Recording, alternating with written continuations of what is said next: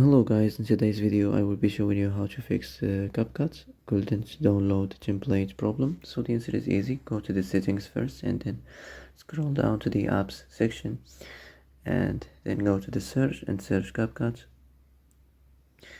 and next go to the storage, and here you will find this clear cache option. Click on it. Now you can go check it if it worked, and if it didn't you can try to restart your phone or turn the Wi-Fi off and on, or the Bluetooth or the airplane mode. Also you can try to clear data, but be careful. If you clear data, all the Capcut's data will be deleted. This includes all files, the settings, the accounts, the databases, etc.